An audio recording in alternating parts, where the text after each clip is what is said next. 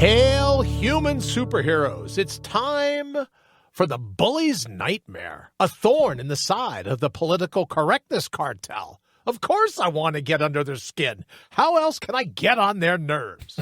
It's Brian. I'm in and very glad you joined us for today's ride. So what do you say? Let's get ready to mortal up. And a good morning to you, bright and early this morning, for episode number 479 of the Brian Brawdy Show. Oh, let me get to this right away because I forgot yesterday. I don't want anyone upset. There is the prayer bowl.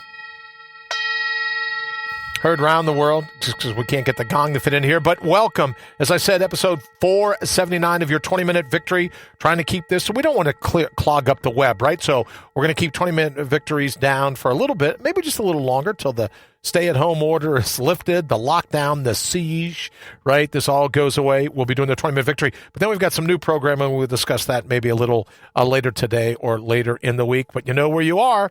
You're at the home of your cognitive bodyguard to get around the paralegals over at YouTube, who decided to put a copyright violation.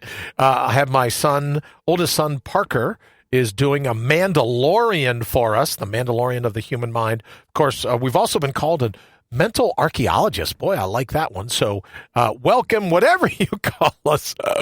Welcome to episode 479. And I wanted to give you a little bit of an idea of what poor Wayne has to go through when we get ready to do this. And he always says to me, just be quiet in the very beginning, right? Don't talk over yourself. And I said to him, like I did this morning, I said, ooh, I'll be quiet as a mouse.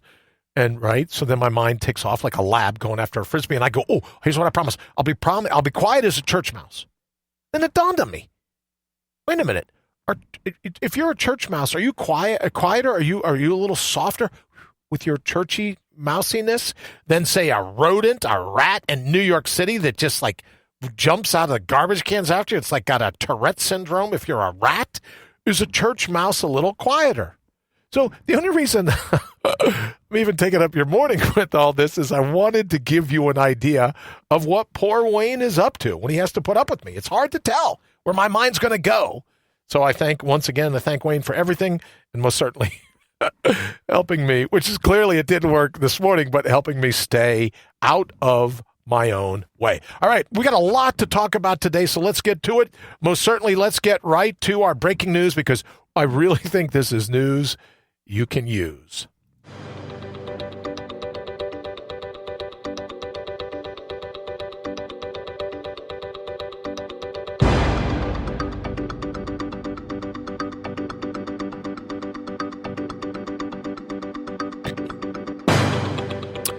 Well, there you go. Just a double in case anyone was a double bang, a double gunshot.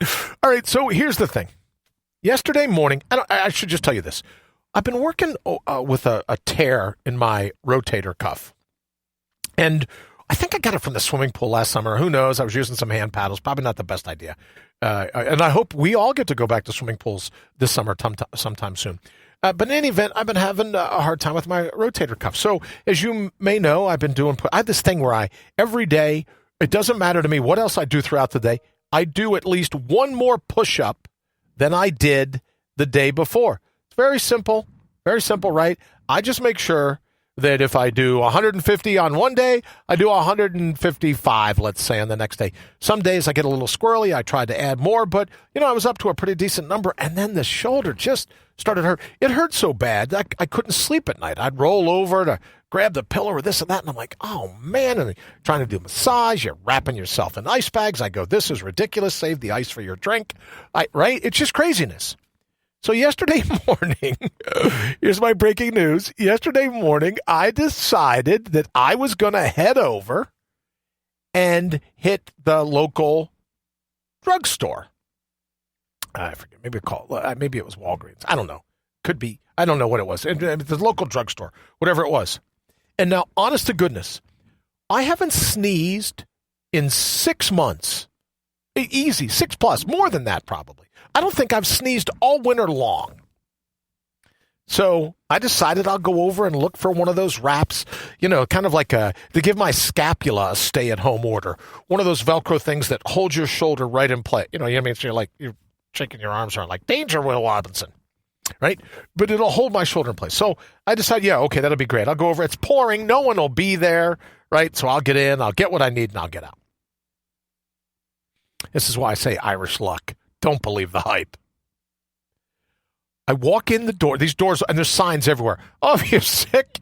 Oh, if you have a temperature more than 98.9, if you haven't felt well in 2.5 months, if this or that, signs everywhere.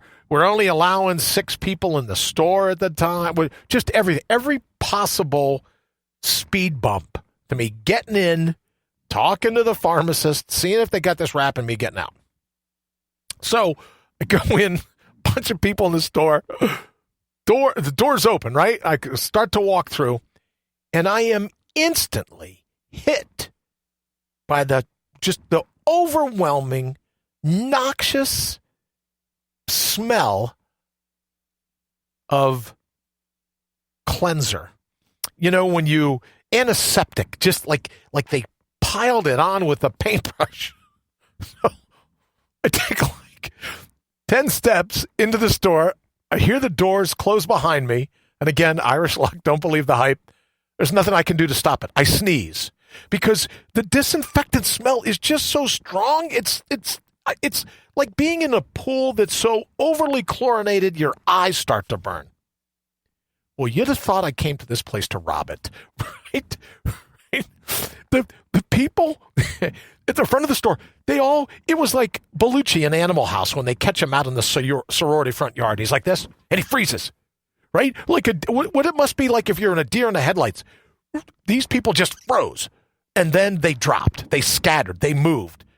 So now I feel horrible because I've scared everybody. I know the sneeze is because they have 55-gallon drums of Lysol that they spray the air with every day, right? That's what the son said. Oh, we don't open till 8 a.m. so we can spend all night long scrubbing. Whatever the thing. Mom and I walked in, the smell of septic was so strong. I couldn't help it. And I didn't even realize I had done it. So here's the breaking news for today. Do you think it's possible that you could be allergic to disinfectant?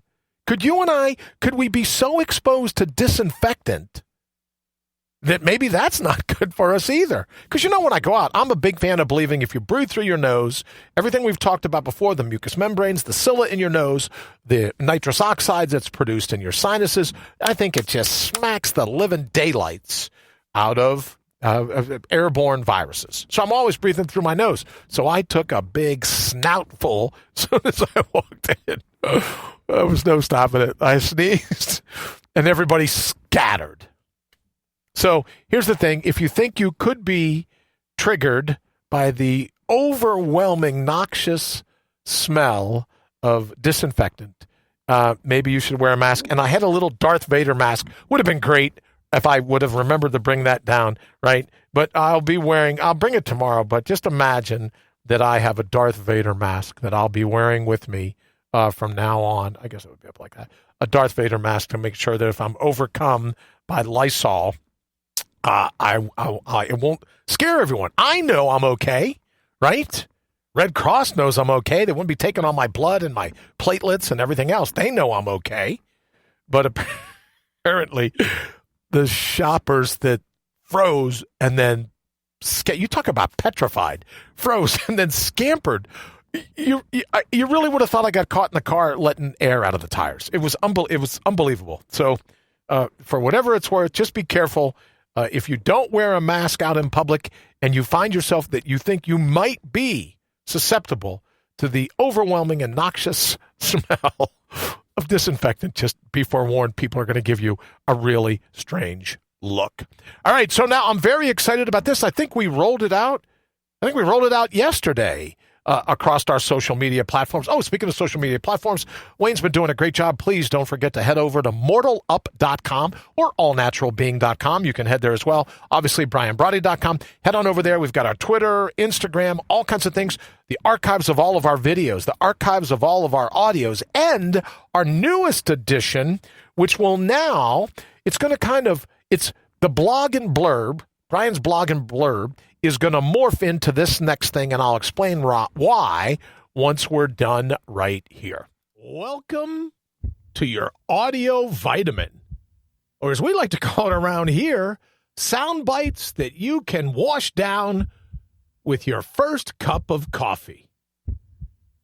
All right, so here was my thought when we did it, right? We love the blog and blurb, but we want to be respectful that people got to get up and get moving, even if they're just moving to the other room. You want to get up and get going. So sometimes the blog and blurbs can be a little longer. What we wanted to do was an audio vitamin, right? You may take vitamins or supplements, right? And it's a sound supplement, something that you can get through in 60 seconds. Won't be a lot of reading, but it's a different quote, different things. Yesterday was Helen Keller. This morning is one that I came up with, that I wrote, that we'll be posting on social media throughout the place today. But our audio vitamin for today is just this.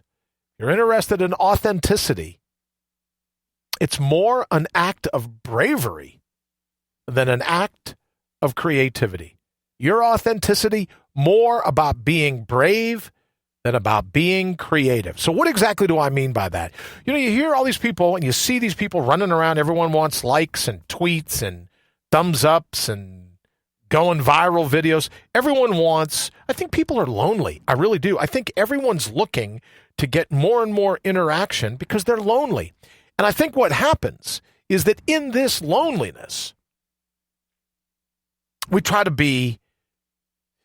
paint ourselves as we're authentic because we have this or we have that or blah, blah, blah, blah, blah, blah, blah, blah. And more times than not, being authentic just means just be who you already are. When we talk about being a mental archaeologist, when we talk about, and I've said it before, and sometimes people get upset with me, but why should that stop me this morning? I've said before that my understanding of PTSD, and I've been dealing with it since I was little, right? Grow up with an alcoholic father, a physically abusive alcoholic father, and we'll get into it some other time, but then, you meet an overly friendly Catholic priest. It's a cocktail mix. It's a drink made in hell. You just don't want it. But in any event, I've learned that PTSD for me stands for put the shock down. Just the PTSD. Put the shock down and get on with your life. So when I talk about being a mental archaeologist, when we talk about the human mind's Mandalorian or your cognitive bodyguard, I'm simply saying that our authenticity, the bravery it takes to go back through all that pain and go, okay, prior to the shock, prior to all the socialization, prior to all the lessons, prior to everything that I've been exposed to, what was the me that was me before all of that baggage, before all of that trauma? If I could put the shock down and I could just set the shock aside for a minute, put it down. And as you probably can imagine, being a cop in New York or doing some of the other things I've done, I've seen what happens. Let's just see, I've witnessed a lot of shock, let's just say, when it comes to the human body. And when we have the chance to put the shock down and remember who we were, that authenticity takes a lot of bravery. But I think if you look at some of the studies now of PTSD, and you look at, now they say, video games work really well.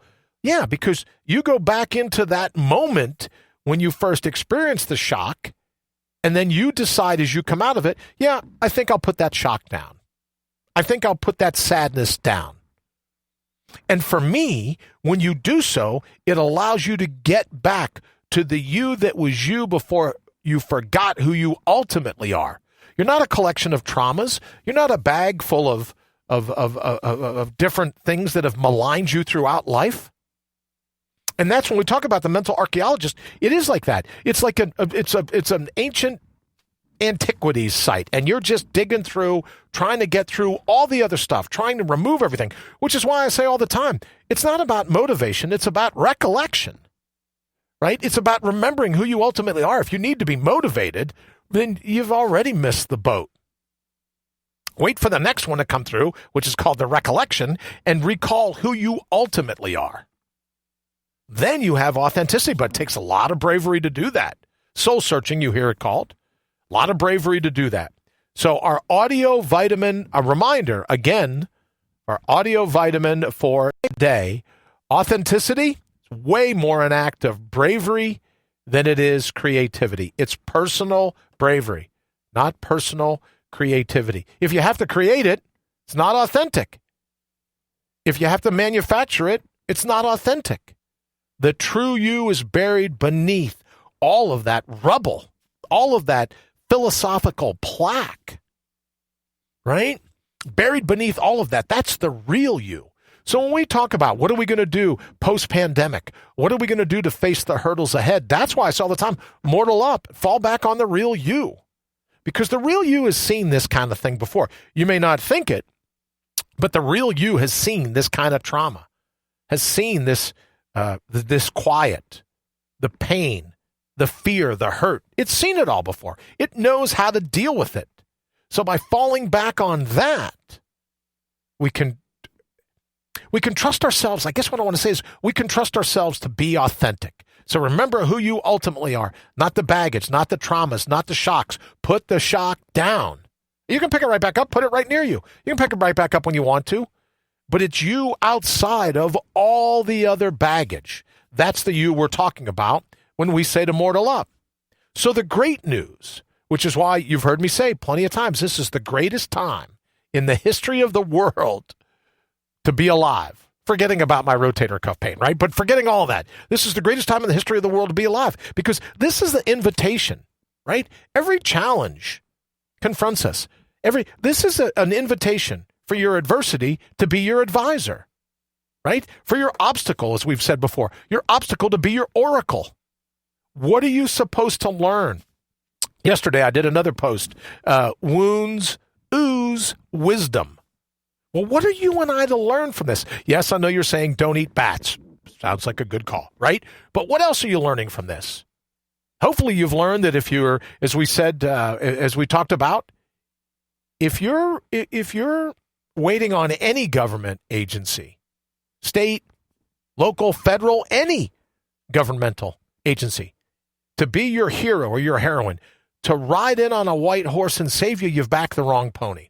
So all I'm here to simply suggest is if you put the shock down, then you can deal with it truthfully. You can deal with it unencumbered for the whole laundry list of reasons you think you'll never get through this. But I'm here to tell you, I think you will get through it. And the quickest way to do it is remember who you ultimately are. That buried logic, that authentic vigor, to apply your natural resources, and you'll be able to pull off anything. All right, as we get ready to get out of here, again, the 20-minute victories, don't forget, head on over to mortalup.com. Thank you. We continue to grow every day. You can check out, well, if you go to mortalup.com, you'll get the link to our YouTube page, Counterpunch Media. You get the Twitter, you get the Instagram, pretty soon, I think, the Facebook, but we'll see. Oh, and we're also going to be going to a little longer programming. We'll tell you about that here in the days ahead. But for now, I want to wish you an absolutely fantastic day. I want you to be fully remembering who you ultimately are. Don't fall for all the watering down. Don't fall for all the brainwashing. Don't fall for all the reasons that they're telling you, oh, that's you're always going to be a victim. When did becoming a victim, when does it become so vogue to be a victim? Put that shock down. You don't need to be a victim. You're a badass. And I hope today is the day that you rise to that. Remember, if nothing else, you look up, you stand up, you bring your own bold, and you mortal up. Till tomorrow morning, have an absolutely fantastic day. If there's anything we can do for you here at Brian Brawdy Associates or the Brian Brawdy Show, please just hit us up on social media. We'd absolutely love to help in any way they can. All right, we will see you back here 24 hours from now. bright and early. Well, 23 hours and 40 minutes thereabouts. We'll see you back here tomorrow morning. Have an absolutely fantastic day.